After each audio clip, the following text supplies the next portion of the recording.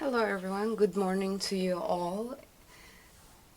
At this weekend, we appreciate you being here, and we are here together within the scope of MARUF 2021, and we will be talking about valuing the invaluable, sustainable water management. And in this panel, we have 5 people here, including myself. We have very esteemed people among us. Here we have Professor Dr. Lütfi Akça. He is in the board of the local management policies, and Tuğba, Ölmez, Hancı, and Seda, Ertan. Tuğba Ölmez is from the strategical development department from İSKİ. We have Seda Ertan. She is an environmental engineer herself. And lastly, we have the economist Kees Lakerveld himself. He is actually in the consortium that prepares the master plan on Istanbul, the Royal Haskoning company. He is representing today. Welcome all, and thank you for being here. I want to use the time efficiently, so I will be just speaking for 10 minutes in the beginning, and then I will give all of our guests the time for their presentations respectively, for 15 minutes probably, and then we will have a Q&A session for 15 minutes at the end of our session to answer the questions from the audience. And I want to start my presentation. My name is İzzet Öztürk. I'm a professor doctor at Istanbul Technical University. I'm an environmental engineering faculty member. And the organization committee is actually giving me the important subject of wastewater management, and I will be talking about the refinery in this regard.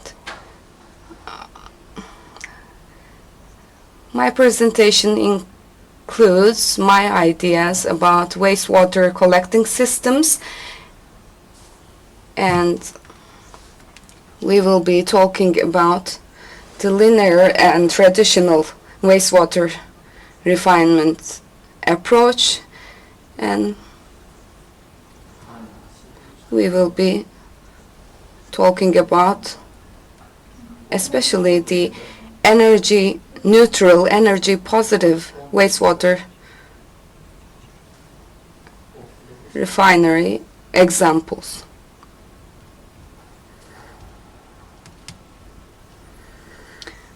Now, the wastewater collecting systems and their numbers is a very scattered subject. In some districts and small provinces, unfortunately, you cannot really collect these wastewaters in a network close to each other because the cost actually is bigger than the effects it will have. So in today's world, we cannot even think about collecting these facilities in a cluster or next to each other. So what we need to know and what we need to learn is that these facilities need to be scattered. So they are really small, scattered, and multiple wastewater treatment and collecting systems actually present a more sustainable method. There are very big basins, and for example, for Istanbul, this is the case.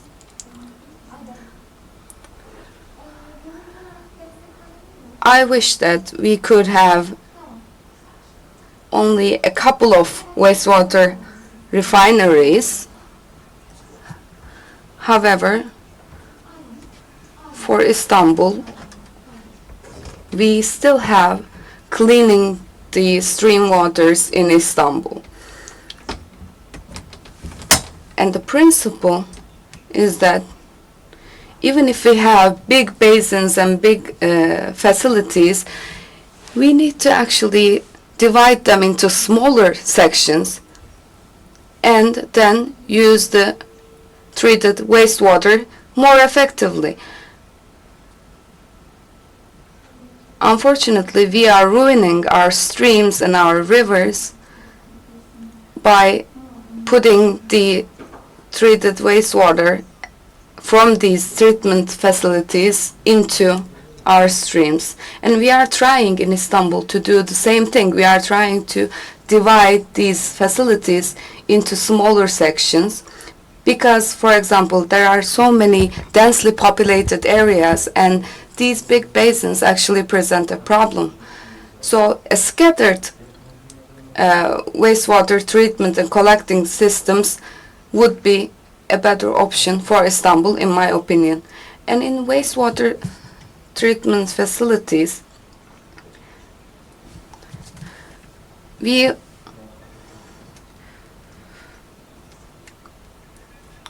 want to do the recovery, and we want to minimize the cost and energy waste and energy consumption.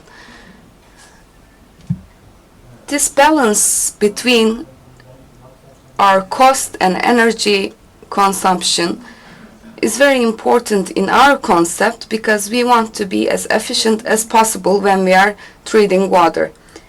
The theoretical calculations show that the energy content of the wastewater facilities is 5 times more than the energy that needs to be used in wastewater treatment facilities.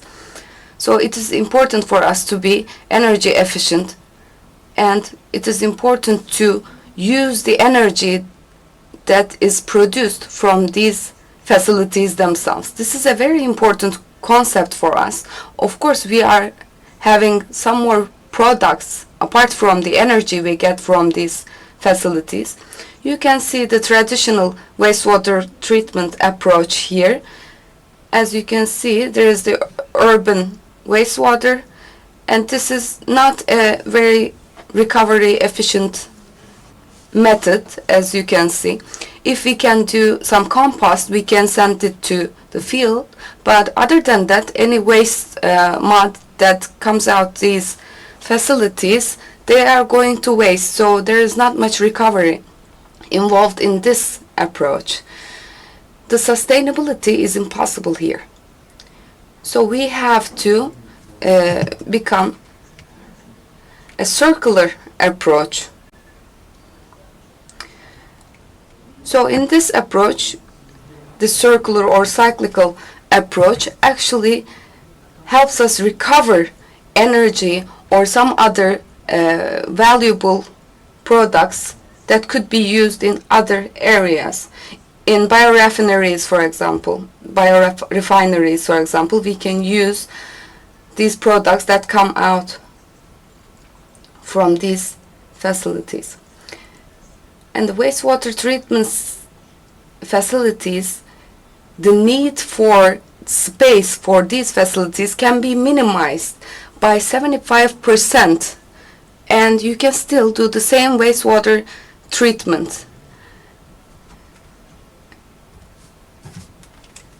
With the appropriate processes, we can recover nitrogen and phosphate from these processes, and for the oxidation of this nitrogen, we are actually using everything efficiently in terms of biomechanics. Biomethane production is very important in this approach, and we can use it as fuel for our vehicles. This biogas is actually 75% recovered from these types of circular approaches. So this is very efficient in terms of that. There are some examples of innovative recovery processes. If we can separate them into A and B categories, processes, as is shown in here, it is an energy positive system. We can recover mud and nitrogen from these processes, so it is very energy effective. We can actually, with the denitrification, autotrophic denitrification, we can desulfurize the biogas we obtain from these processes, and this is really important. There are very good examples and successful examples of these biogas and similar effective approaches. Anaerobic dissolution is another very important process that we have in these circular approaches. You don't have to increase the volume of the dissolver, but you can get very efficient results in terms of biogas. This is unfortunately not very widespread in our country. Of course, the elimination of carbon in our area is very important. With the carbon dioxide and renewable energy resources, we can synthesize hydrogen and produce methane from these processes. So it is a very important opportunity for all of us. I'm trying to be as time efficient as possible. There are also some other waste materials, solid waste, for example. These approaches actually help us turn these facilities into centrals, into refineries, and they can actually be beneficial in our biorefinery sector. I can show you the table for how a refinery is working. The energy is minimized and the nitrite and nitrogen is recovered, and all the solid waste is recovered, and the water is recycled. So this is a whole refinery, and it can be energy positive and energy neutral. So in these kinds of wastewater treatment centers and facilities, we should come back to the concept of refineries. This is a Strass wastewater treatment facility from Australia. You can see the energy need is about 9 kilowatts, so it is very energy positive. So we can start from the biggest facilities in Turkey, and we can apply these types of examples in our country. And I think this is a very important step for us, because it is time. We are already late, and starting with the municipalities, the metropolitan municipalities, and we are actually trying to take the first steps into turning our facilities into energy positive or energy neutral facilities. Thank you very much for your patience. So I am finishing my presentation, and as far as I can see, Mr. Lütfi joined us.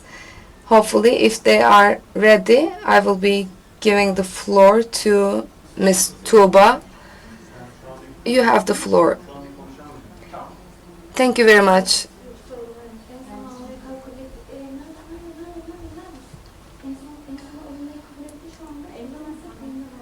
Hello everyone, Mr. İzzet already introduced me. I'm Professor Dr. Tuğba Ölmez Hancı. I'm from Istanbul Technical University. I'm sorry, I cannot share my screen because there is still something on the street. And I'm from the environmental engineering from Istanbul University. I'm a faculty member.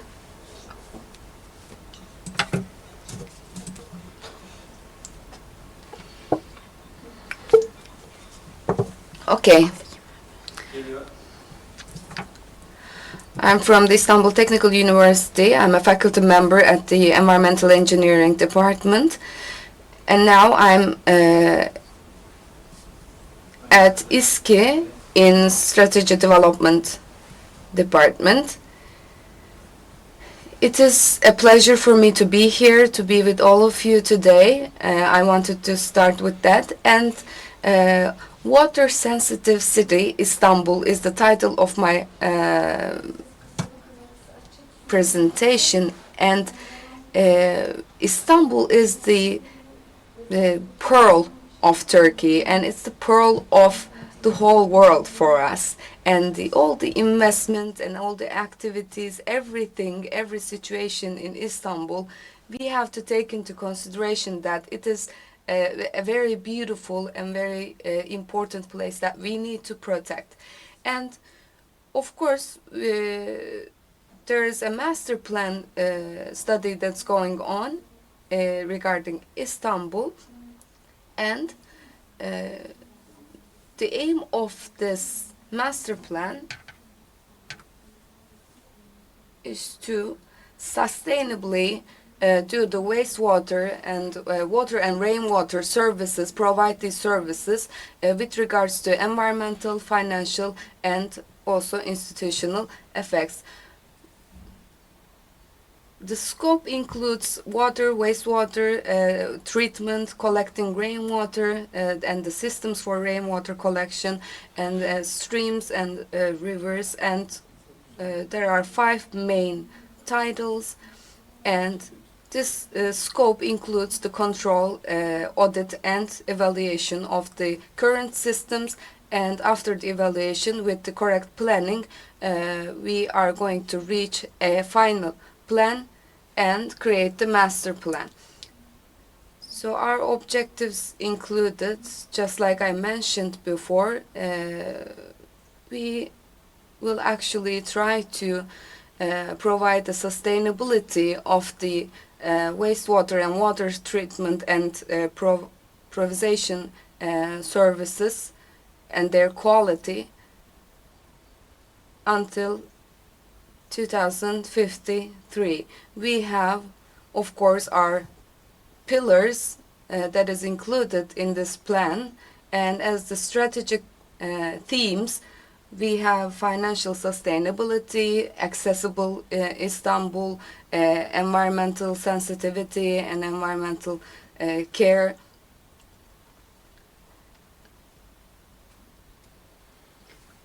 And within this framework, Istanbul Metropolitan Municipality was also, of course, included in this plan, and İSKİ's vision was actually determined considering everything that goes into this plan.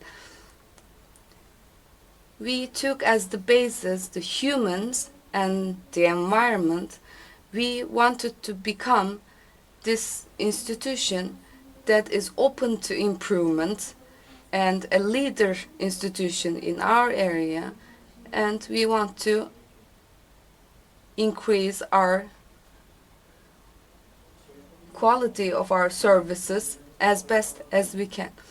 So when we talk about water sensitive cities, we have 6 pillars here, as you can see on the screen, and every kind of treatment, every kind of work that we do, we have our vision in front of us. For example, we have in one pillar the supply and demand balance, for example, for drinking water, and we also care about provision of quality and uninterrupted drinking water, and also management of wastewater and rainwater. We have wastewater treatment and a circular economy, and also our institutional, structural, and financial management methods. When we look at the strategical themes and subjects, we looked at these titles as some kind of a scope in a way. So in our big umbrella, we have the water-sensitive city concept. We have another title of water need and water preservation, and like I mentioned, wastewater treatment and a circular economy. When we look at the first pillar, for example, among these pillars, within the scope of our master plan, we have some visions and strategies. And here you can see what we will do, what strategies we will apply in order to reach our vision. And it is very important for Istanbul. And I want to give you an example from each of them. For example, when you look at the first pillar, it is about achieving the balance between supply and demand, and our vision is the effective management of water resources, and our strategy is the effective management of water resources comes from obtaining enough water that is required, effectively bringing this to people, to the consumption point, doing a very effective integrated water resource management, preventing water loss at any level, reusing treated wastewater, and again treating seawater. So when you look at provision of uninterrupted drinking water, our vision is to provide drinking water with a good quality and without interruption, of course. So we are looking at, as a strategy, applying advanced treatment processes, and also doing the treatments and also the evaluation and repairs of the networks included in the drinking water system.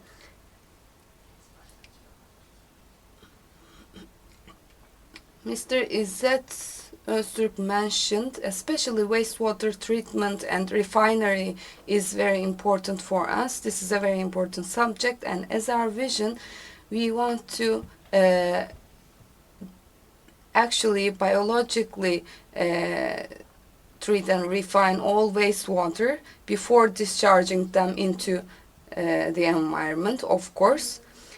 And also, it is very important for us, as mentioned by Mr. İzzet before, the location and the capacities of these treatment or refineries, treatment facilities or refineries is very important in terms of our strategies. Another pillar,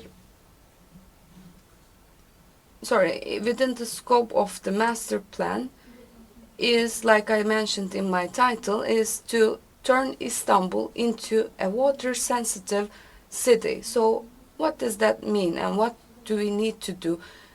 We want to provide good welfare for all of our city members and all of our citizens, and this is only possible with a good water management at every level. And it is important that we work as integrated together with all shareholders. Citywide participation and strategies are really important. Working with local administrations, of course, is very important.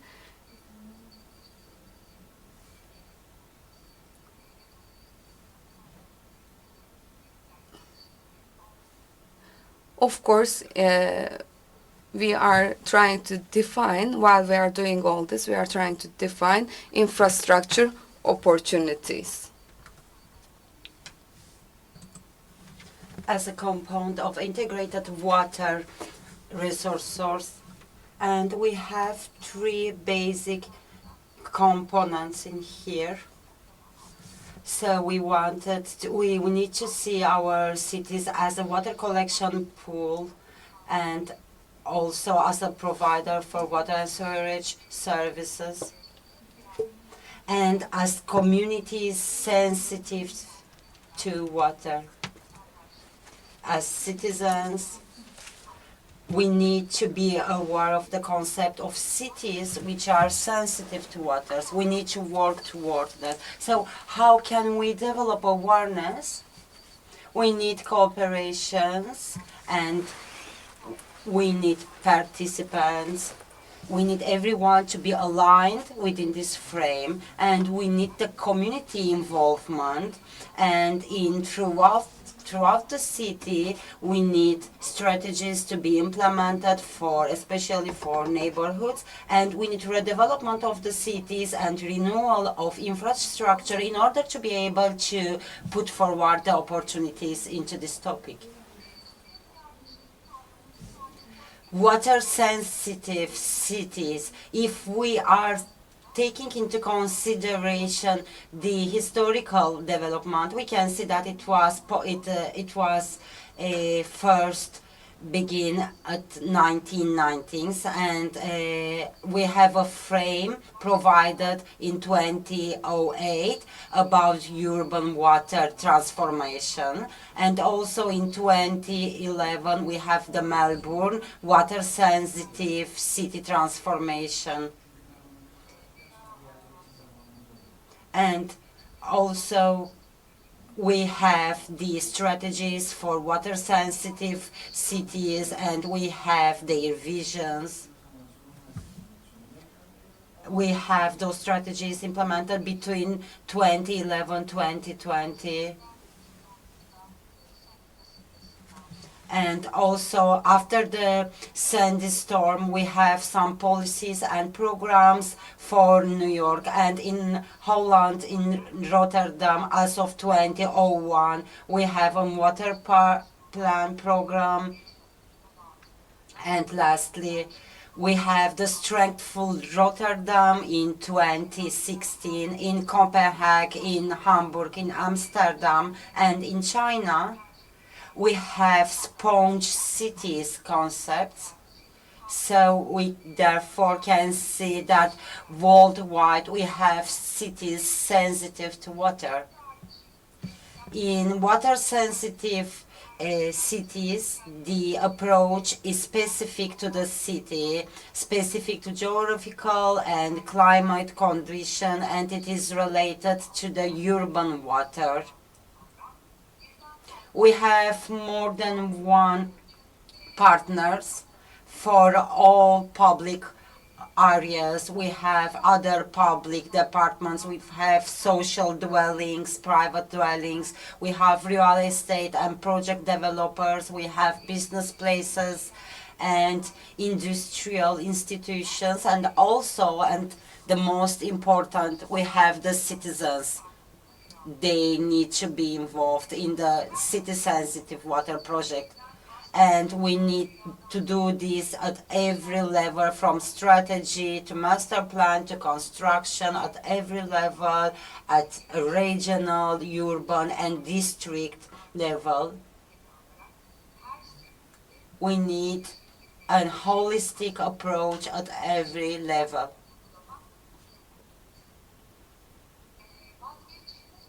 What are the most important factors? We have the voluntary, we need to ensure the voluntary contribution of the people, and we need cooperation and partnership with outer partners, and at the general of the city we need to develop strategies especially scaled for neighborhoods.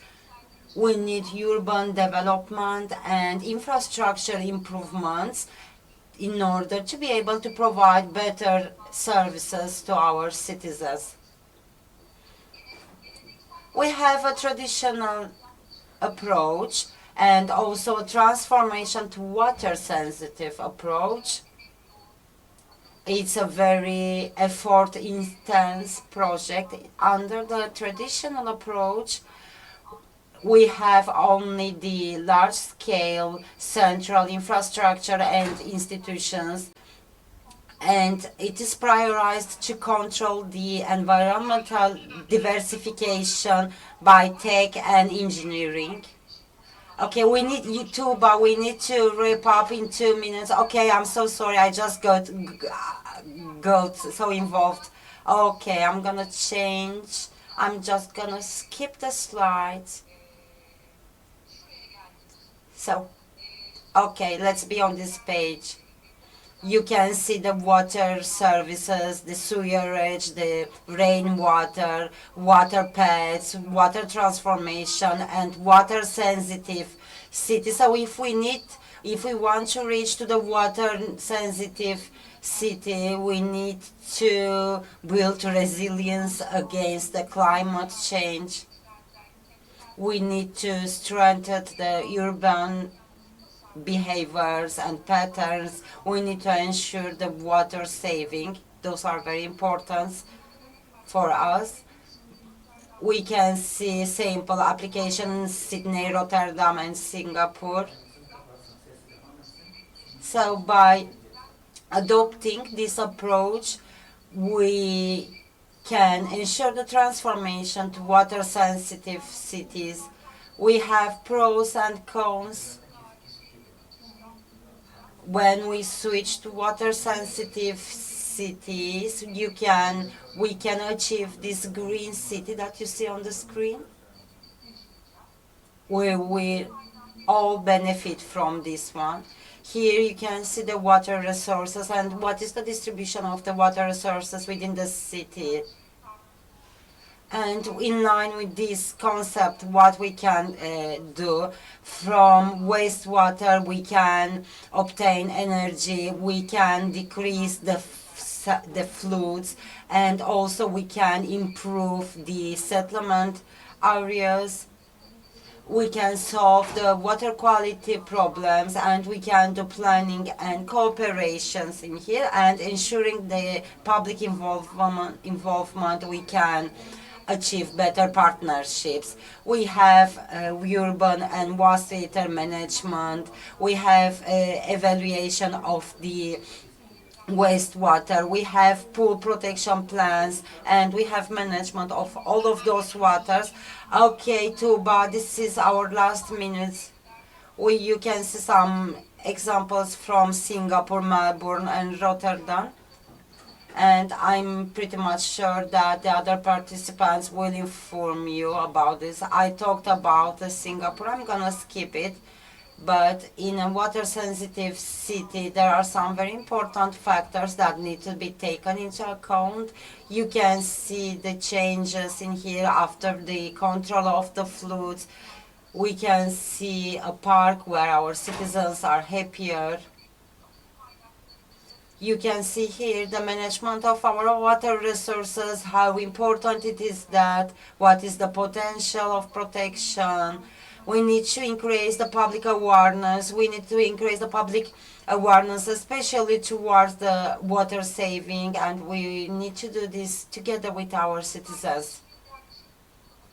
Here, water sensitive city applications, green roof, filters, drainage systems, commercial rainwater collecting, penetrable, impermeable, permeable surfaces, aggregates.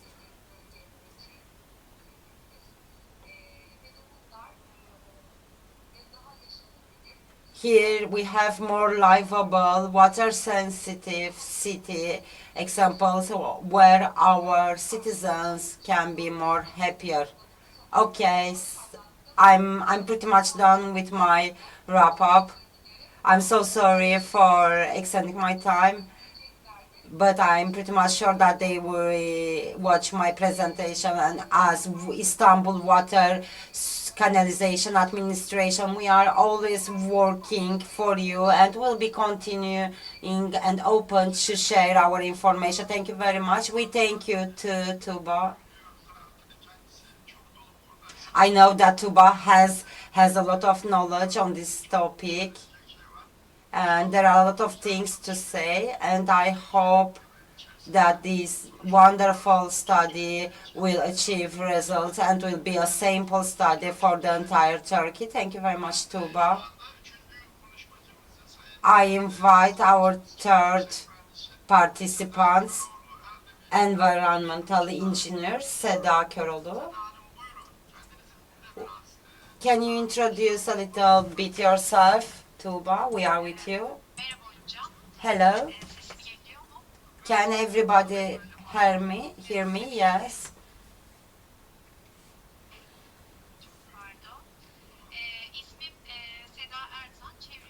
I'm Seda Ertan. I'm a senior environmental engineer and I'm working as an infrastructure engineer. I'm working for the last 10 years with Europe engineer, and my doctorate studies are continuing at Istanbul Technical University.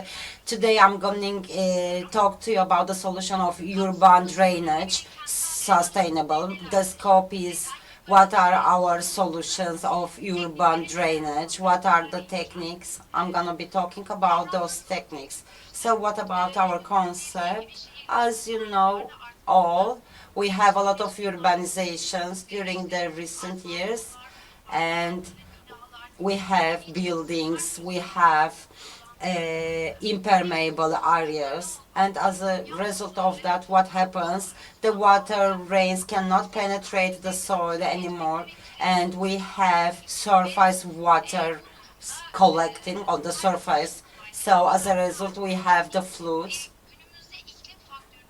Also, we have the climate factor, and we have sudden floods.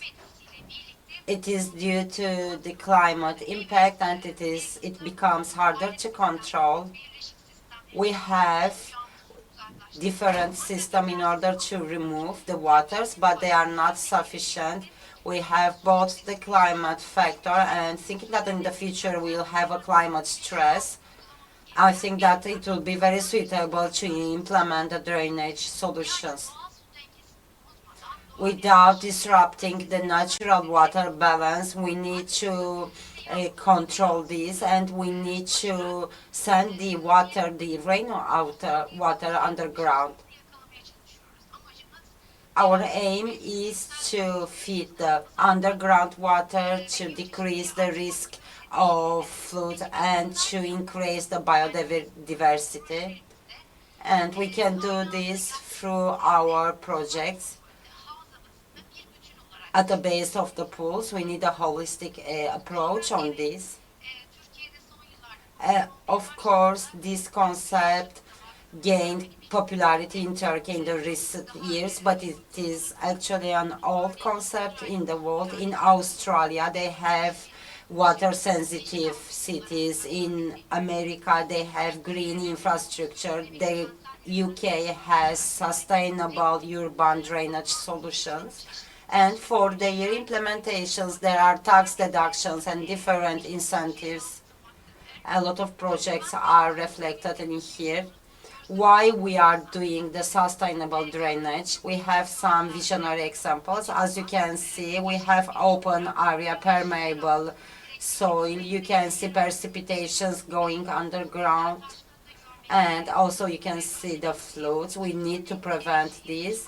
And here we have increased urbanization, and we see the direct flow of the precipitations. And here we see some set numbers. In the open country, you can see 95% underground waters. And while the urbanization is increasing, you can see that this number is decreasing. We can see a 5% of runoff. And in a period in which water is so valuable, and it will be more valuable in the future, I think that the sustainable drainage is very important. And how we need to do that? We have projects, we have conceptual stages, we determine our strategy, then we have the implementation stage, we take into consideration the ground factors, and then we start to design, and then we move on to the implementation and operation of the project. For example, you can't implement each technique in each place. I mean, you can do that, but when you have muson waters in Istanbul, you can't apply the same technique in other places. You need to do an in situ analysis. We have different techniques like green roof. We have soak-away, we have permeable paving, rain gardens, swell, hardscape storage, pond basins, wetland, underground storages. I want to talk a little bit about what is the green roof and what are the advantages of green roof.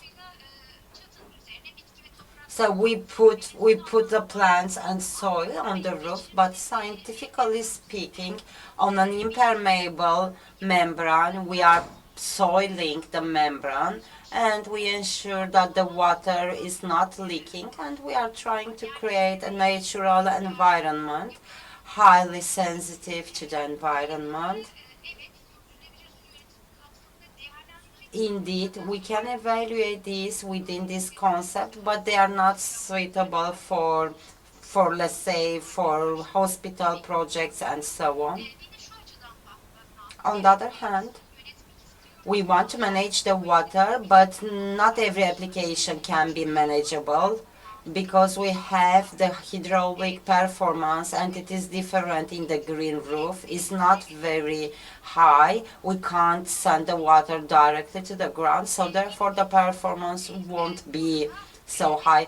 We have here the soak-away, and the water needs to go underground. We have the geotextile sites. We have natural and modular systems in here. The natural filtrations samples are most preferred in the open areas. It is easy to implement them, and the modular systems are used in many applications because they offer more advantages. Here you can see a master plan example. In open area, you can see how the water control is ensured in here. Samples of modular system. Those are called biocell systems abroad. You can ensure the infiltration of the rainwater, or you can regulate the flow of the water, or you can reuse this water. Another modular system example, the spaces are filled. You can control the emptiness rate. This is a project implemented by us.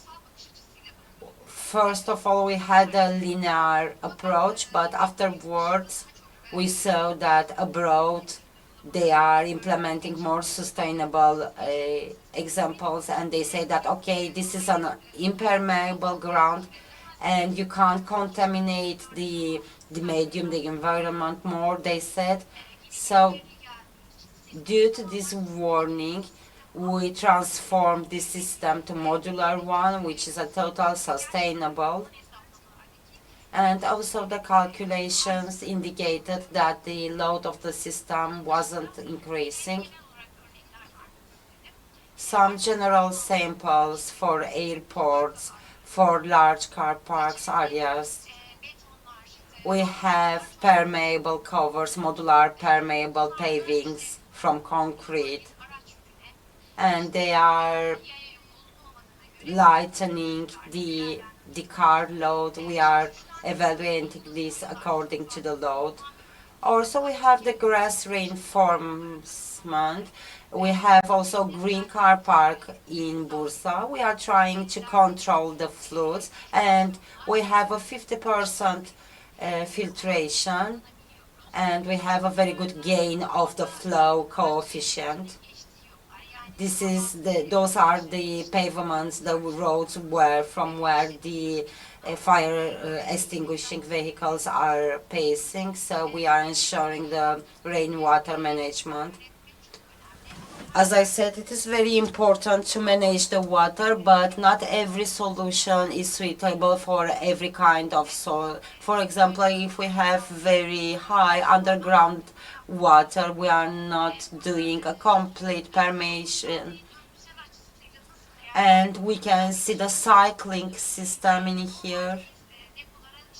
Normally, we collect the clean water in the tanks, but it's not only about that, because we have a benefit price equation in here. We collect every kind of waters, and of course we need an extra filtration in here, but we are using tanks or for watering. So this is how we protect our water, and we are catching up with the linear water approach. On left bottom, you can see Global Cities program, and we have Ankara Healthy Roads project. Within the scope of this project, we thought how we can have a healthy road, how can we do to implement this, and we suggested the rain gardens. This is how we control the rain waters. You can see in the middle of the avenue there is a rain garden. We try to manage the rain waters. We have here swales, and the recipient environment is very important in here. This is what we prefer. We connect them to the rainwater channels, and they have different flows, and we ensure that they are discharged in the suitable places.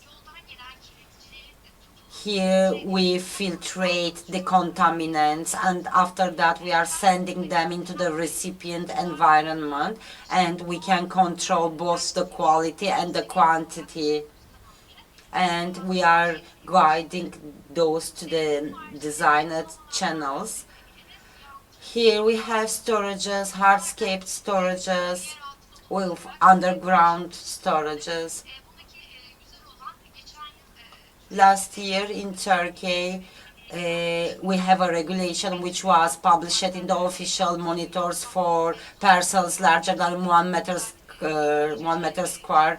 They made this mandatory to have this system. This is a good incentive for us. Here we have the rainwater harvesting, and it can be used to water within the building. We can use it. Okay, can you wrap up please in 2 minutes? And here we are using the rainwater not only for the roofs, but also we have the grey water waterings and usage in the reservoirs. So we are collecting it together with the grey water. Again, a holistic approach in here. You can see a very intensive understructure urbanization area. You can't do the infrastructure. We have a lot of urbanization issues in here, so we talked about an implementable solution.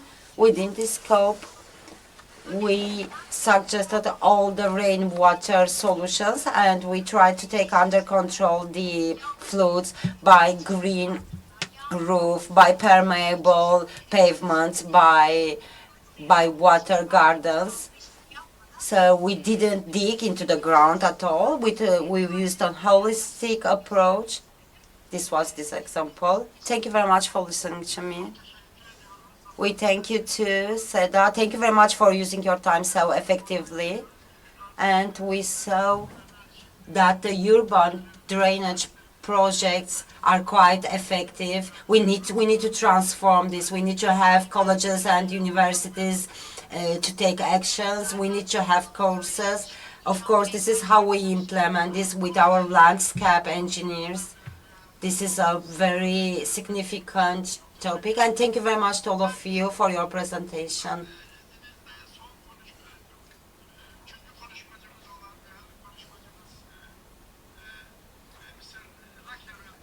Let me invite our third guest, Mr. Lakerveld. He is the member of the leader consortium member of Kees Lakerveld. Good afternoon for everyone. I just wanted to quickly share my screen with you. I hope this is the right one. Can you see my screen? Yes, it is. Yeah. We make a full ekran, please. Full screen. Yes. Okay. Can you see it now? Okay, it is clear.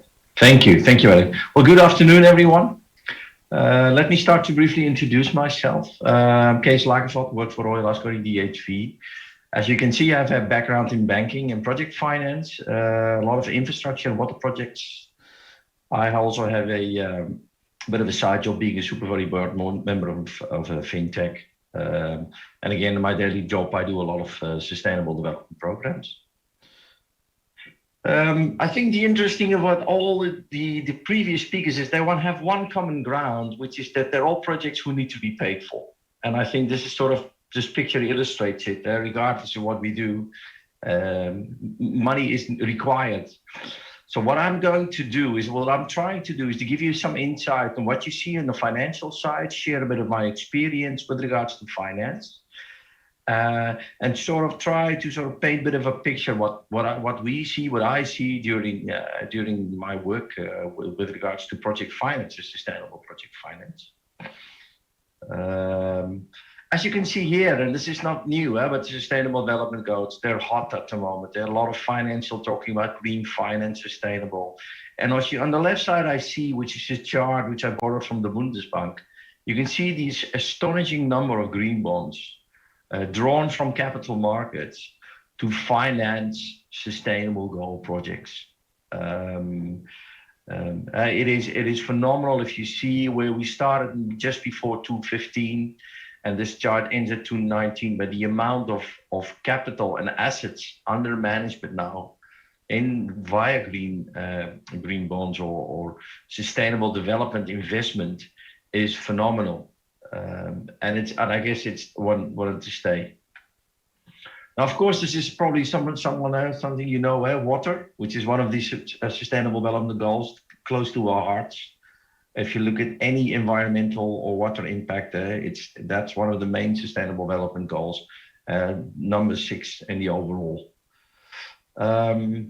What I think is interesting to see, and it's just also maybe a bit of a definition discussion, what is sustainable finance? I think there's a lot of debate going on in the outside world about it, what it is, and is it part of sustainable? Is it not sustainable finance? Of a lot of maybe even academic discussions. But if you look at the definitions, which, for instance, the European Union is using, is that it needs to have elements of social, environmental, and governance aspects of finance.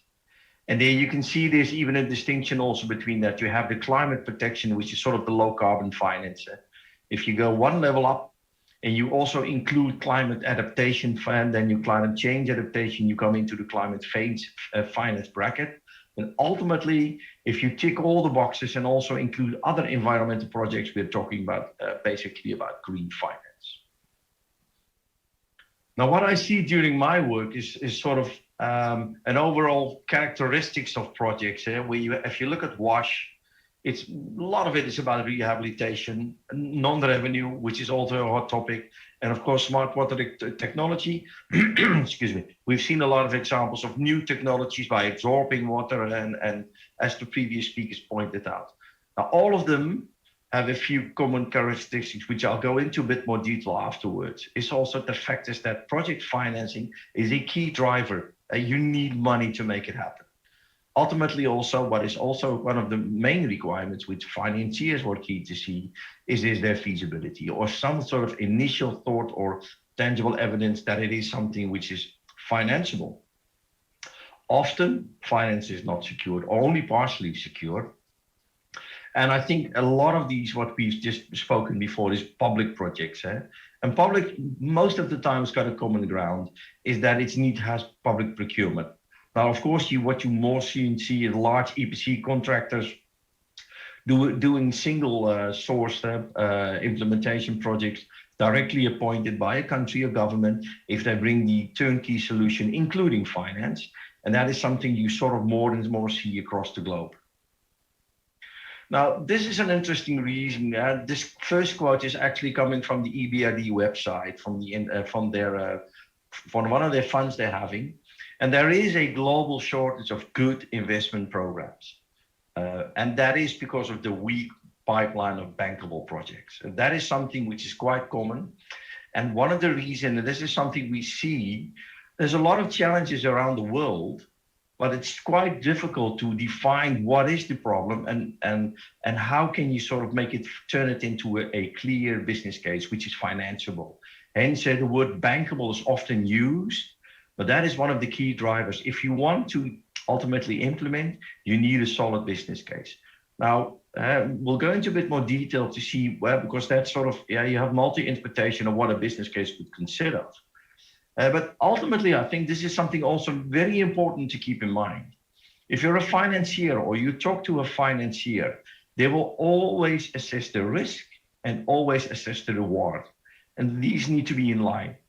If there's a high risk project, there will be a high reward, i.e. high interest.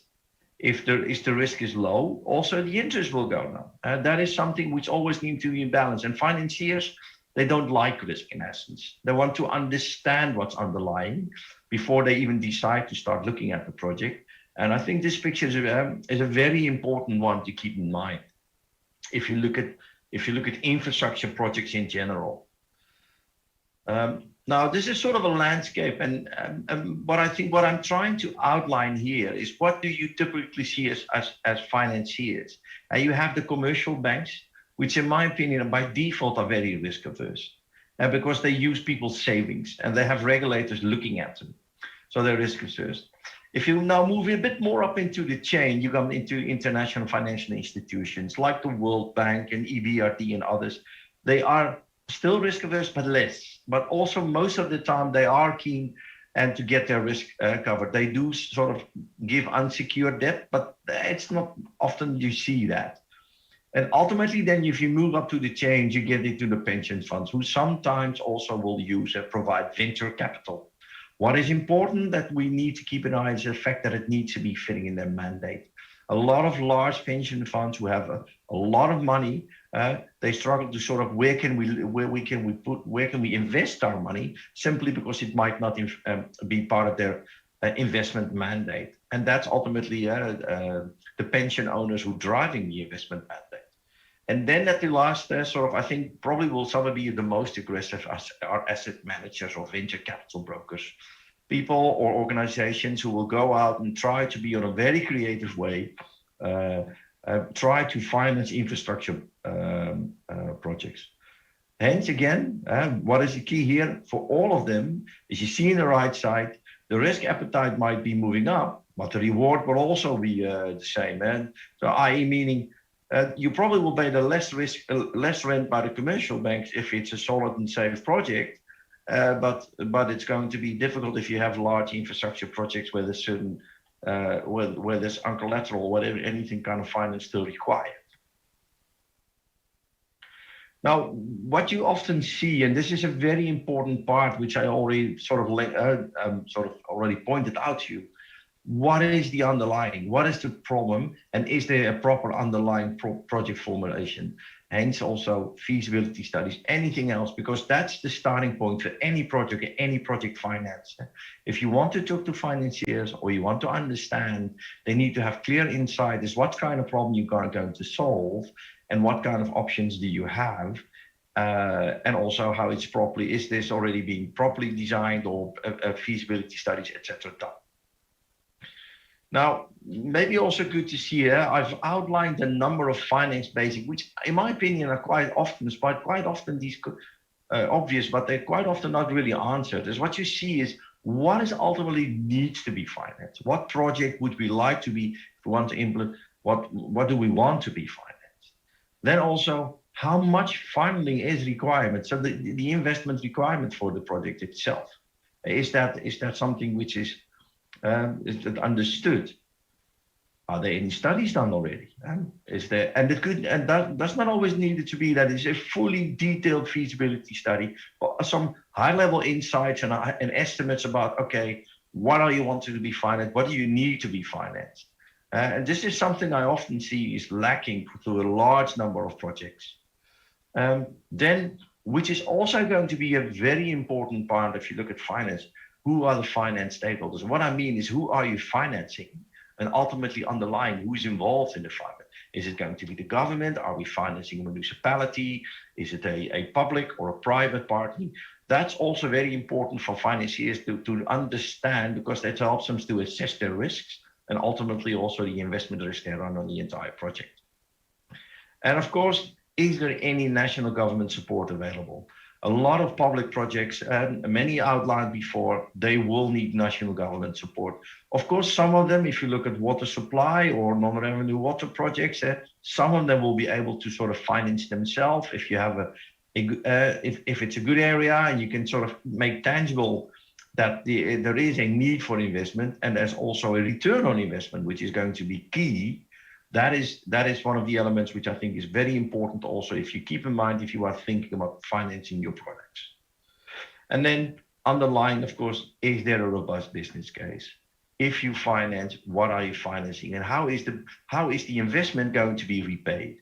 Now, of course, I understand if you look at sustainable water projects, flood protection, it's quite a very complex business case underlying. Sometimes you can help by bringing in creative solutions, economic value of an investment, risk reduction, all these elements, but they're quite challenging to sort of make the ends meet from with regards to the business case itself.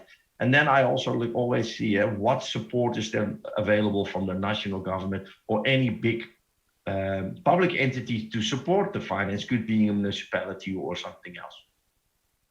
Now, yes, this is something which I think often you see, is that the mixture between how is something financed, and ultimately, if you look at utilities, for instance, for water or any large investment, and there's always in between the banks. Sometimes there's grants involved, which you quite often see in a development contract, be it in sub-Saharan Africa or somewhere else, there's grants available. And grants always can help you to leverage your business case and make sure that it is financeable, because there's a grant element in it. But always here, if you do look at grants, also the government support is going to be key. Is it a priority project? Is it already some sort of a budget available to provide a sovereign guarantee or anything else like that? As a starting point for the project itself. That is key if you look at financing of projects. Maybe my presentation isn't that short. If you have any questions, I would suggest you reach out to myself or my colleague Kees is also working with me. So I think that's the end of my presentation, Professor. Çok teşekkür ediyoruz Mr. Lakerveld. Zamanı da çok etkin kullandığınız için. Thank you very much for using the time efficiently and effectively. Thank you very much for all the information you provided. And now I will go back to Mr. Lütfi if we can. Unfortunately, he couldn't present his presentation. Let's try again and let's see if we can get a good connection.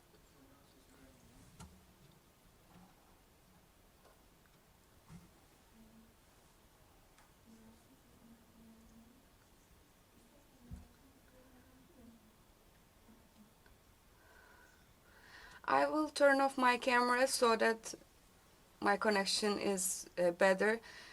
We don't have much time, so I'm gonna start with my presentation. Sorry, I'm trying to get a better connection, so I'm trying to shut off my camera first, and then I will continue with my presentation. Okay, now I will be talking about, in a general sense, about water and wastewater management in municipalities. In our country, it is not very suitable for the services to be provided with only 1,472 local administration units, and we have 1,389 municipalities with 51 special provincial management departments. Water and sewage management departments are required. This is what I wanted to mention first. And the second thing I want to mention is that the position of the water and wastewater services and the institutions providing these services to actually locate themselves within the general framework of water management in a country. Our service providers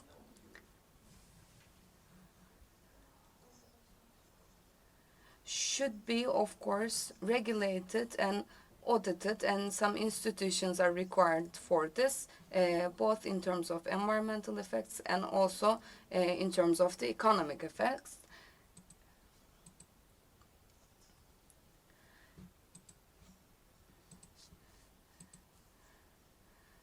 This is what I mentioned in the first slide.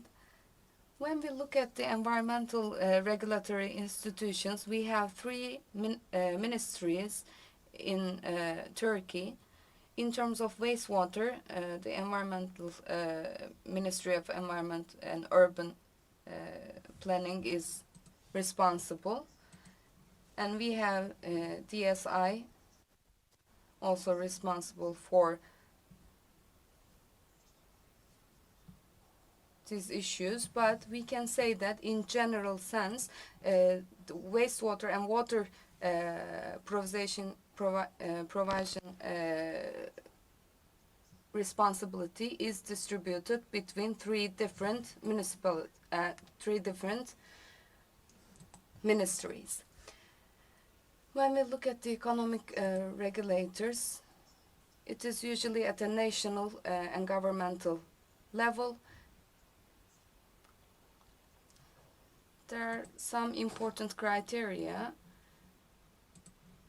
in terms of the economic effect. First of all, in terms of principles,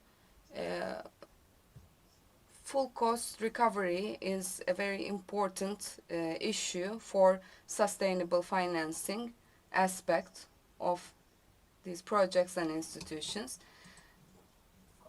There's another very important issue in terms of the social aspect.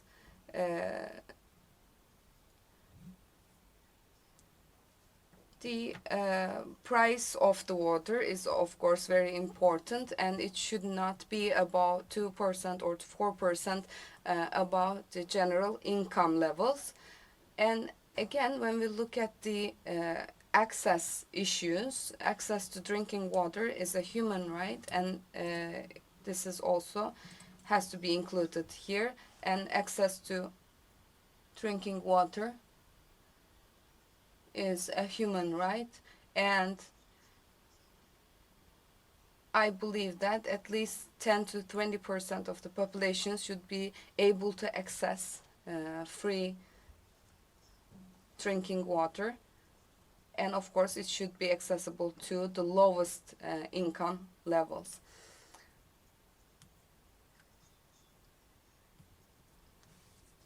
I believe that the sufficient minimum water consumption level is about 50 liters per person. So municipalities should be able to provide free of charge drinking water to these people, especially in our big cities. I cannot really put it in the presentation, but the net water consumption distribution data shows us very important information. For example, Sancaktepe, Sultanbeyli, or Beyoğlu and Beşiktaş, there are different. There is a huge difference in the personal water consumption levels.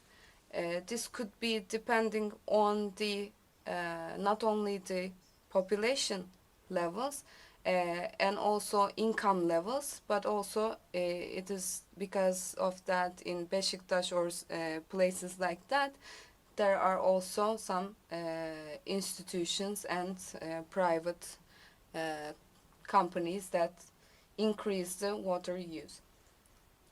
There are some examples from other countries, such as the UK. You can see the economic regulatory institutions of what? Office of Water Services, and in Romania we have the National Regulatory Authority on water and wastewater tariffs. However, we don't have any institution or authority like that in the national level in Turkey. And another very big issue is that within the scope of the European Union harmonization processes,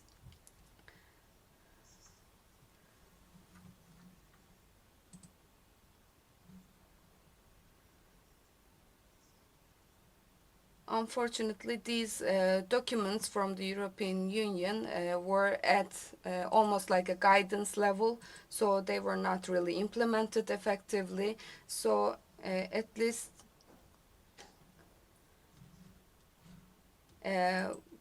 we would require an economical regulatory institution at the national level, at least for them to be able to evaluate the regulations or any guideline provided by the European Union in Turkey.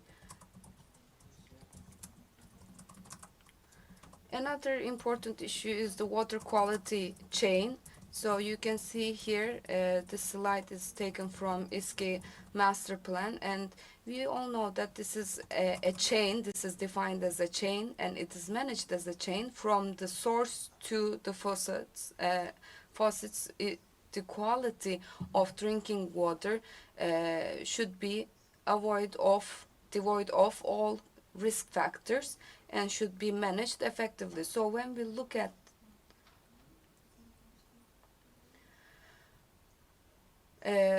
protecting the sources is of the utmost importance here, because you need to start protecting from the beginning.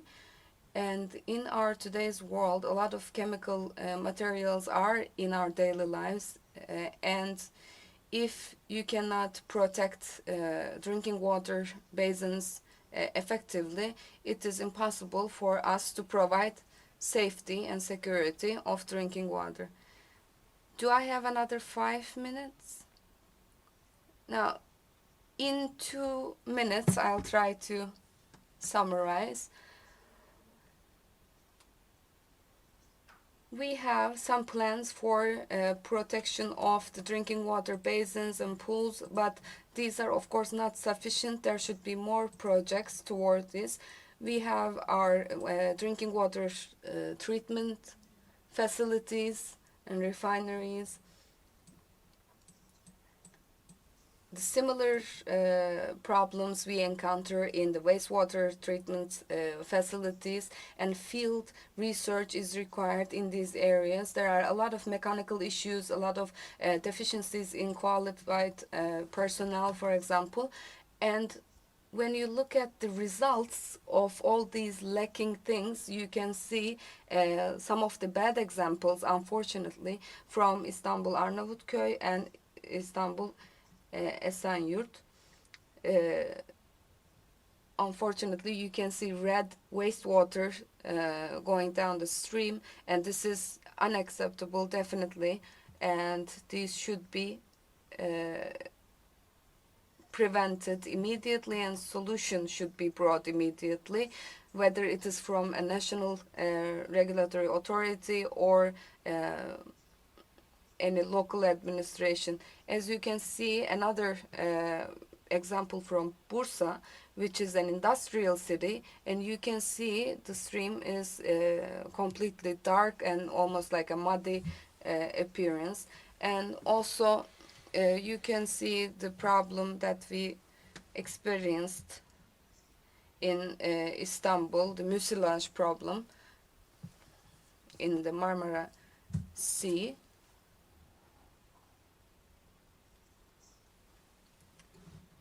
And this is not the problem only regarding Marmara Sea, but there is a huge risk of mucilage in all of our seas. So we need to have a complete total quality management. We need to have a vision for a total quality management, and we can revise all of our projects and all of our institutions and improve our capacities and improve our project qualities. And you can see our water loss in our drinking water networks. Of course, there is the issue of climate change, and there are a lot of problems that come along with the climate change, such as the floods, and we have seen the examples, unfortunately, a lot in our country recently. Here we have the same problems again. We are not able to manage the whole, the total, and we are trying to manage everything separately with different and separate institutions. So I think we need a holistic approach to managing water. So what I just want to say that the risk management becomes one of the most important issues that we need to tackle. Again, with the climate change, we are fighting with drought, and there's a huge risk regarding drought. And I listed some of the biggest problems here in this presentation. But what we want to do, what we want to achieve, is to integrate every policy regarding water management together.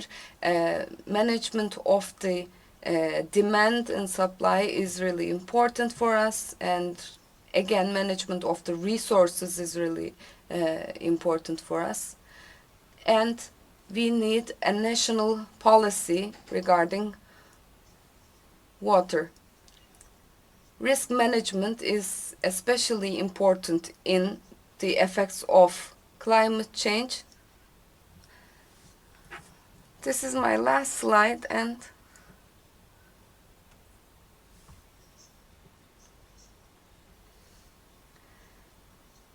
the tasks and authorities should be defined very clearly, and both in national and local levels.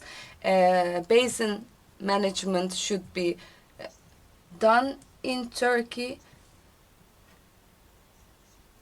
Also, the losses in the wastewater treatment facilities and also in drinking water networks should be managed and should be prevented.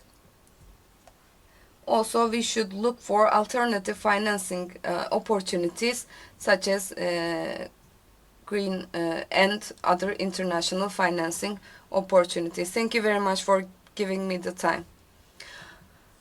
Thank you very much for your presentation. Unfortunately, because of technical reasons, we couldn't give you enough time in the beginning, but I would like to thank you regardless of the technical problems. And now we have only 5 minutes left, and I think we have some questions from the audience. And can you please convey us the questions so we can... In systems where the rain is developed, the rainwater is collected openly, there is a problem with some bugs and dangerous bugs. what can we do about that? Well, we are not actually collecting rainwater in an open area. There's a filtration system with the rainwater collection system, so there shouldn't be any problem with the bugs. Okay, so what about obtaining drinking water from seawater? Is there any project like that? Yes, of course, and this is on our agenda for a long time. This has been on our agenda. Both the Metropolitan Municipality and İSKİ are working on this, and recently, yes, there are some projects. Any other questions from the audience? I believe these are the only two questions that we received. So, if there is no more question, I would like to thank you for your valuable contributions and thank you for your patience to listen to us. And I believe these presentations would be very valuable, and as they are recorded, a lot of people will be benefiting from them in the future as well. I think we talked about very important issues. The concept and the classical approach should be changed completely. We can see from all of our presentations that this is the way to go. The management approach should be revised and replanned, actually. So I think what everything said in their respective presentations actually made a huge contribution to our subject. And hopefully we can meet again somewhere else. Thank you very much for your time, and I'm now closing this session.